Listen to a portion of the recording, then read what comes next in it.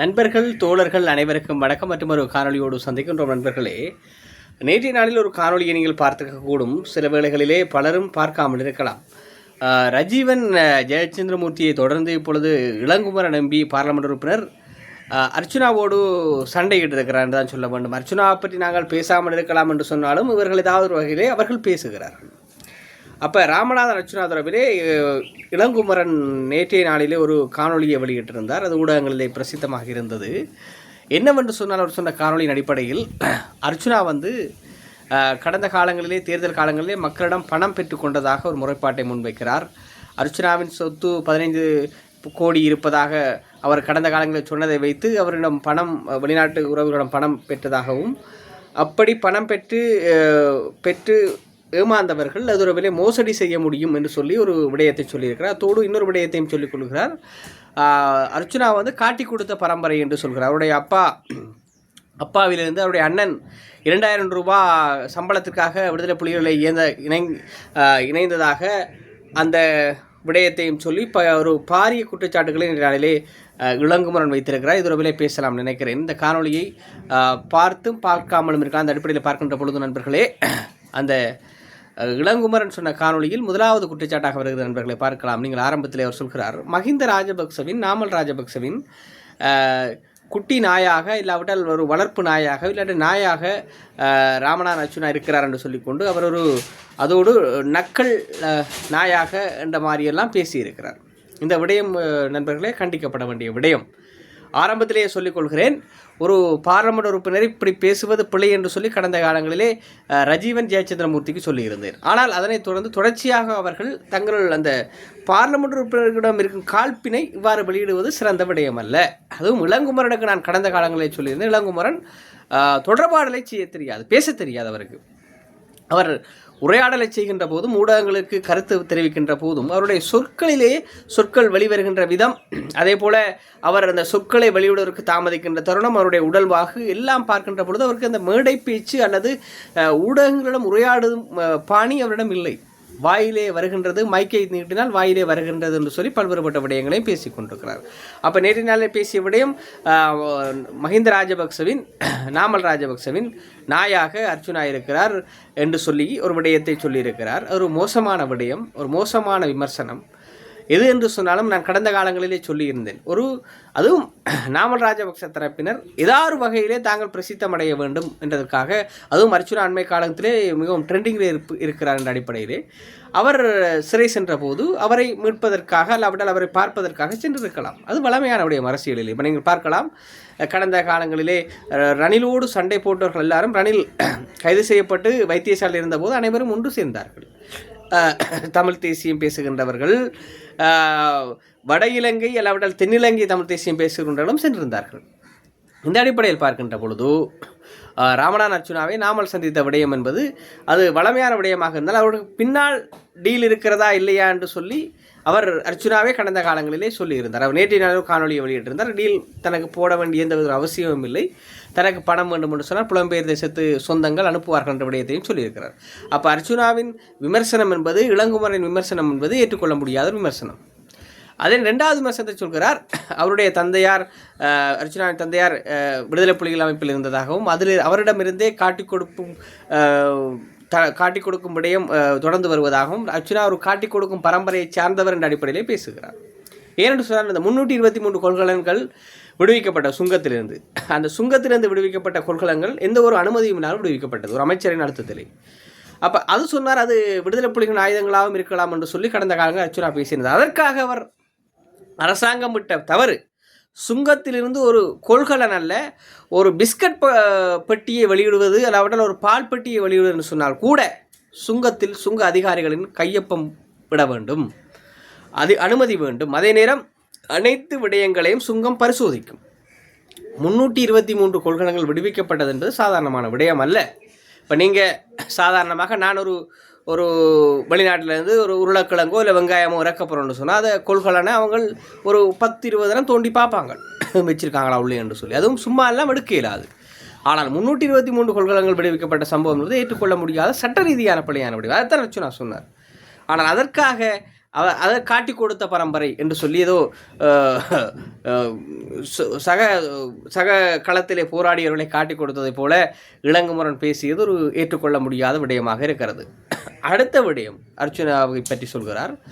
அவர் புலம்பெயர் சொந்தங்களிடம் பணம் பெற்றுக்கொண்டதாகவும் மதுரவிலே சட்டத்துறையிலே யாரும் அதற்கு அந்த வெளிநாட்டில் இருப்பவர்கள் கூட அந்த பணம் அனுப்பிய விடயங்களை வைத்துக்கொண்டு முறைப்பாடு செய்யலாம் என்று அர்ச்சுனாக்கு எதிராக மூன்றாவது தனது விமர்சன சொல்லாடலையும் வைத்திருக்கிறார். இப்படி பல்வேறுபட்ட தளங்களிலேயும் இளங்குமரன் மோதி இருக்கிறார். இன்னொரு விடயத்தையும் சொல்கிறார். ராமநாதன் அர்ச்சுனா மஹிந்த ராஜபக்ச நாமல் ராஜபக்சோடு இணைந்து ஐஸ் கஞ்சா கடத்தலாம் நினைக்கிறாரா, ஐஸ்லாந்திலே சுகாதார அமைச்சராக செல்லலாமா என்று சொல்லியெல்லாம் பேசுகிறார். நண்பர்களே, ஒரு பாராளுமன்ற உறுப்பினரை சக பாராளுமன்ற உறுப்பினர் விமர்சிக்கலாம், விமர்சிப்பதற்கான தகுதி இருக்கிறது, உரித்திருக்கிறது. ஆனால் அரசியல் ரீதியாக கருத்து ரீதியாக விமர்சிக்க வேண்டும். தனிப்பட்ட விடயங்களை தூக்கி கொண்டு உரையாடுவதற்கும் விமர்சிப்பதற்கும் தகுதி தராதரம் இருக்கிறது. அதே நேரம் சொல்லாடல்களும் இருக்கிறது. கடந்த காலங்களில் நாங்கள் பார்க்கலாம், அப்பா பிள்ளை அமிர்தலிங்கம், தந்தை செல்வா உள்ளிட்ட பலரும், செல்வநாயகம், அதே போல ஏராளமானவர்கள் கடந்த கால அரசியல் சின்னலில் இருந்தார்கள்.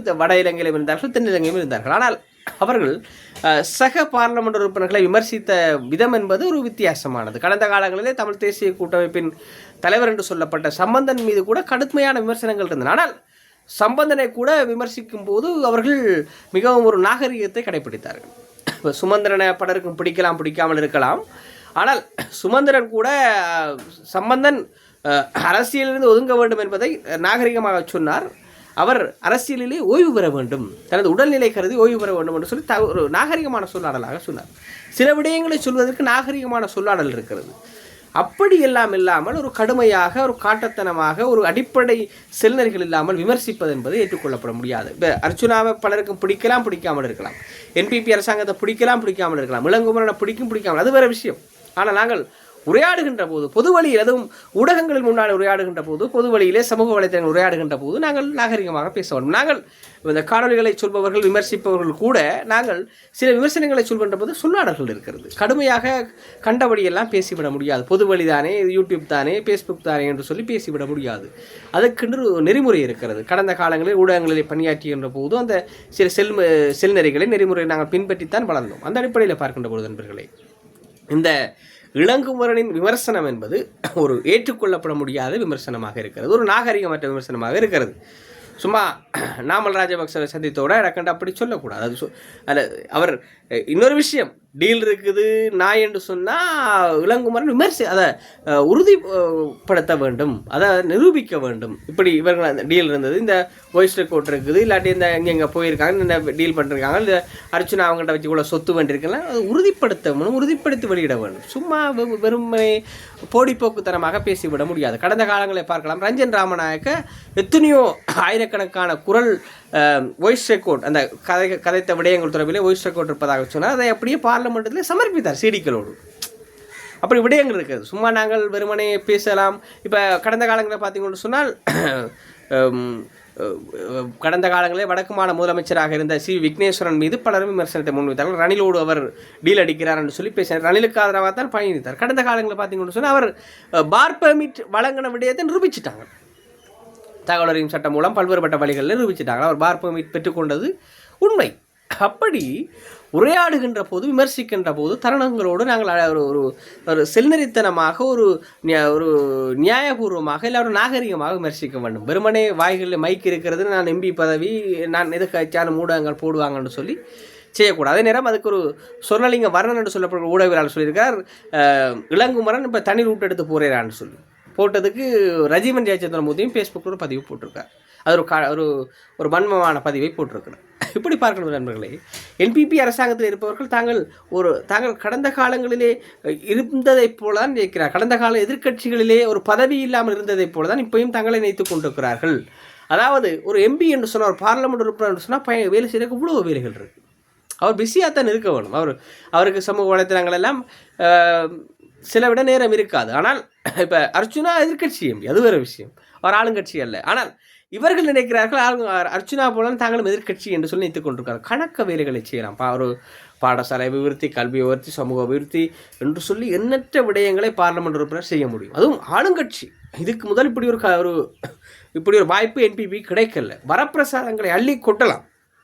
வடக்குமாக இப்போ பார்த்தீங்கன்னு சொன்னால் நாங்கள் பட்டவர்த்தனமாக பேசுகிறோன்னு சொன்னால் பார்த்தீங்கன்னு சொன்னால் கிழக்கு மாகாணத்தில் இடங்களில் இப்போ நீங்கள் பார்த்தீங்கன்னா சிங்கள எம்பிக்கள் இருக்கார். திருவோணமலையை எடுத்துக்கொண்டு சொன்னால் சிங்கள எம்பிக்கள் அவர்கள் செய்கின்ற வேலைகள் சத்தம் போடாமல் ஏராளமான வேலைகளை செய்கிறார்கள் சிங்கள எம்பிக்கள்.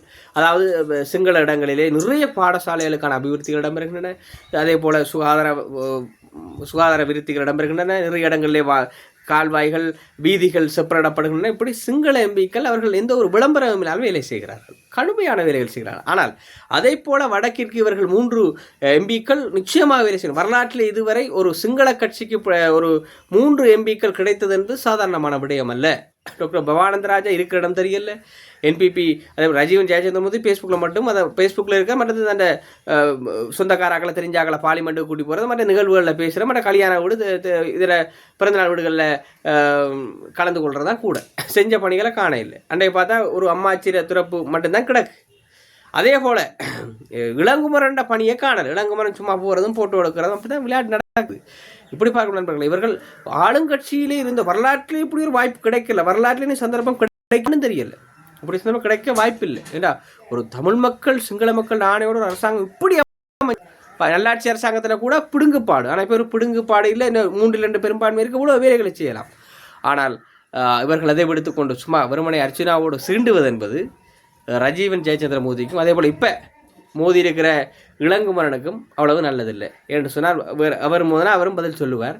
இது ஒரு வெறுமனே சண்டையாக போகுமே ஒழிய அரசியல் நாகரிகமும் இருக்காது, மற்றது மக்களுக்கு பிரயோசனமும் இல்லை. வேண்டா ஊடகங்களுக்கு ஒரு ட்ரெண்டிங்காக இருக்கலாம். இப்போ நான் காணொலிகள் போடுபவர் கூட ட்ரெண்டிங்காக பேசலாம் இந்த விடயங்களை. ஆனால் மக்களுக்கு பிரயோசனம் இல்லை. நாங்கள் வெறுமனை பேசுவது மாத்திரம் எங்களுடைய நோக்கம் அல்ல. நாங்கள் பேசுவதன் வாயிலாக மக்களின் அபிவிருத்திகள், மக்களின் மேம்பாடு இடம்பெற வேண்டும். எதுவுமே கதை காட்டி போராடாட்டி விடிவு வராது. எல்லாத்துக்கும் அடிப்படை பேச்சும் செயலும் எழுத்துந்தான். அதாவது பேச்சும் எழுத்துந்தான் எல்லாத்துக்கும் அடிப்படை. எனவே அந்த அடிப்படையில் நாங்கள் நல்ல விடயங்களை பேசுகின்றோம். மக்கள் அபிவிருத்தி அடைய வேண்டும் என்றக்காக பார்ப்போம். தொடர்ச்சியாக மோதுவார்களா இல்லை மக்கள் பணியை செய்வார்களா என்று சொல்லி மீண்டும் ஒரு காணொலியில் சந்திப்போம். நான் உங்கள் செந்தூரன். நன்றி, வணக்கம்.